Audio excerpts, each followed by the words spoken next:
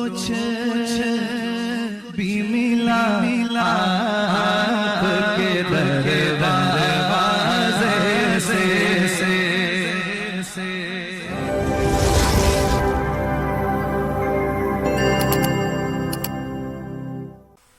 اٹھو وہ گر نہ حشر نہ ہوگا پھر کبھی، دوڑو کہ زمانہ چھال اپنی چل گیا۔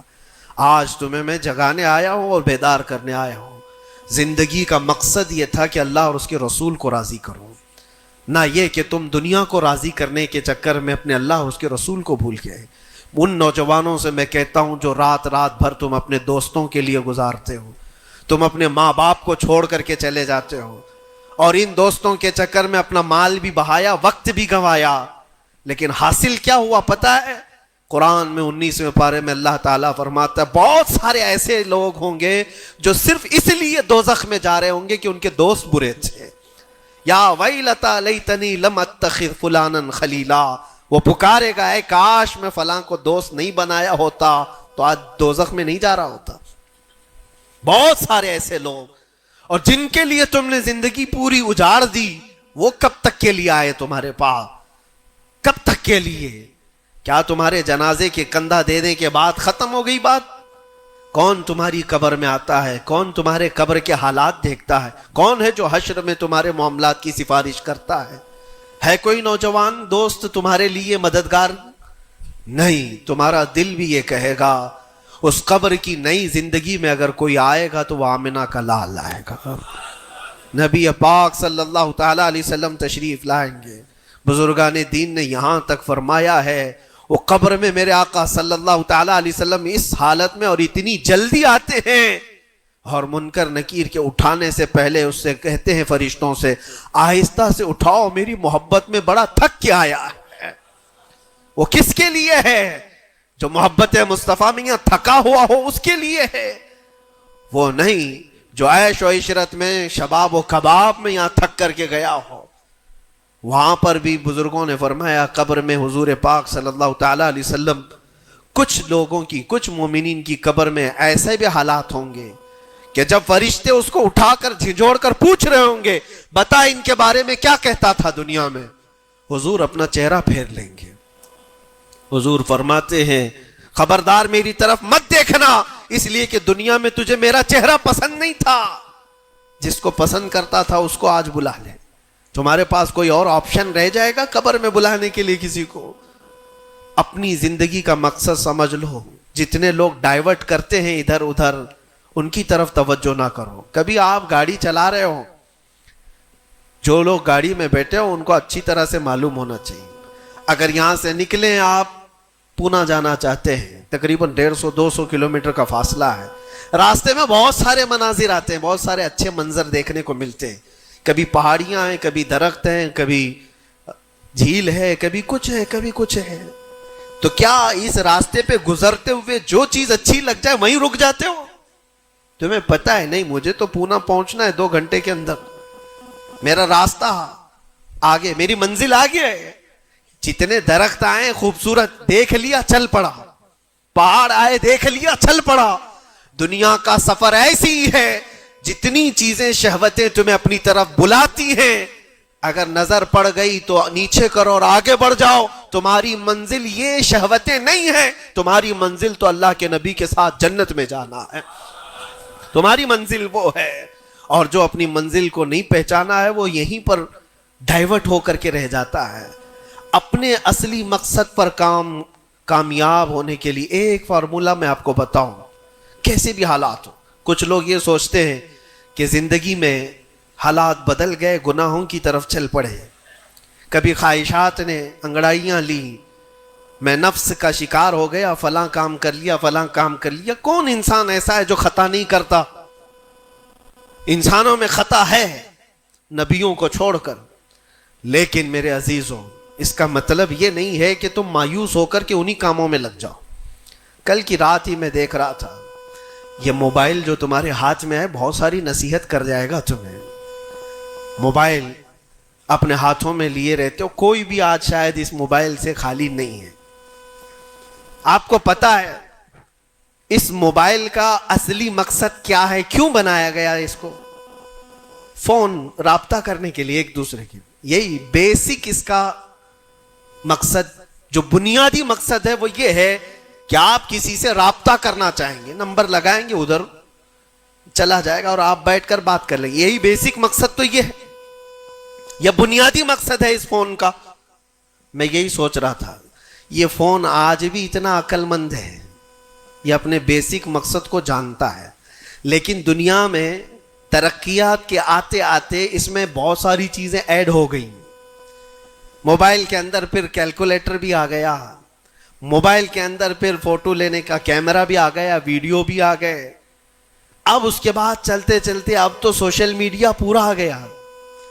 اب سوشل میڈیا کی سائٹس بھی آپ کنٹینیو کھول کر کے بیٹھے رہتے.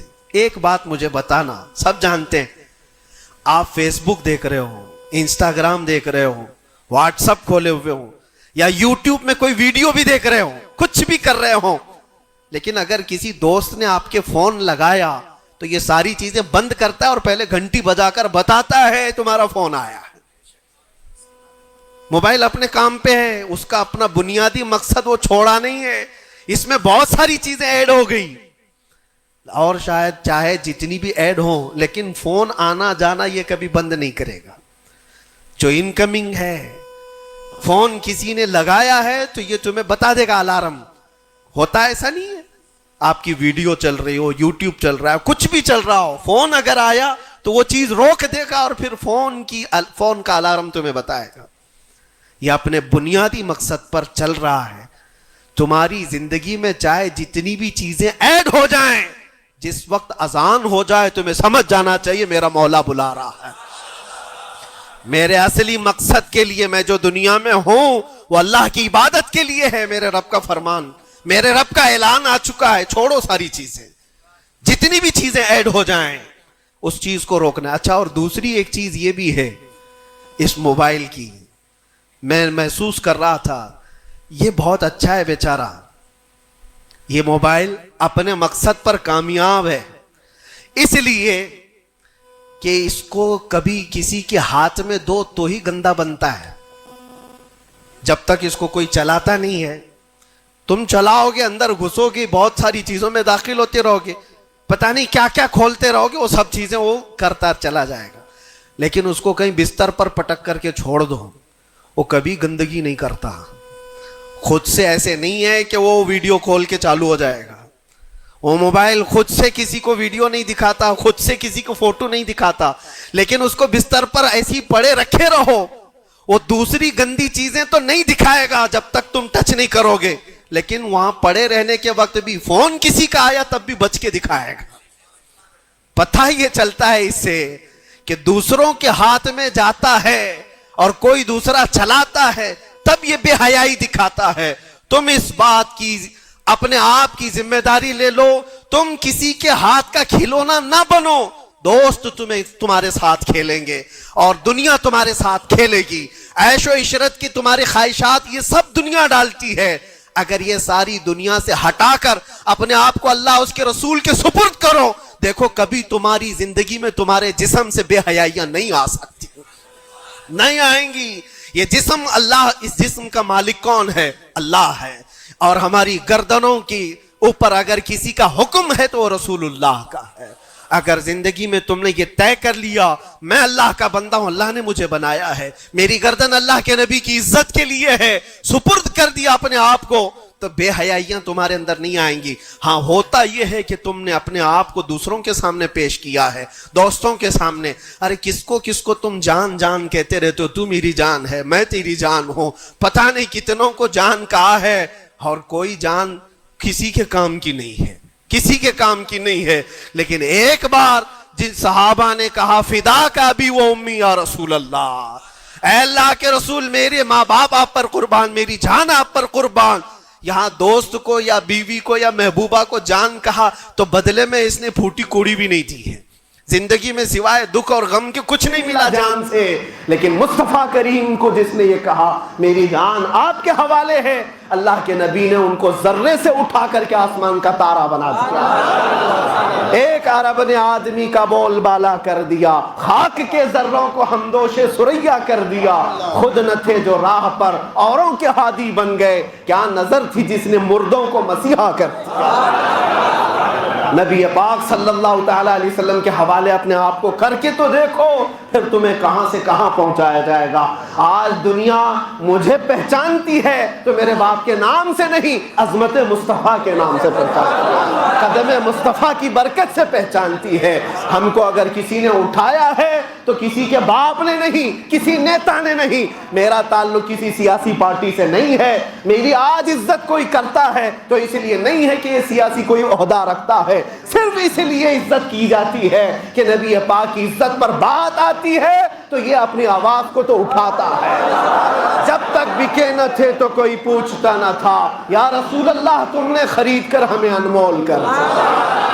اللہ کریم ہم سب کو اپنے مقصد حیات پر چلنے کی توفیق عطا فرمائے، ہماری زندگی کو با مقصد اور با عمل بنانا ہے۔ اللہ کریم کی بارگاہ میں دعا ہے کہ مولا مرنے سے پہلے وہ دن ہمیں دکھا، آنکھیں بند ہونے سے پہلے ایک بار اس حسین جمال جہاں آرا کی زیارت ہمیں نصیب فرما۔ وآخر دعوانا الحمدللہ رب العالمین۔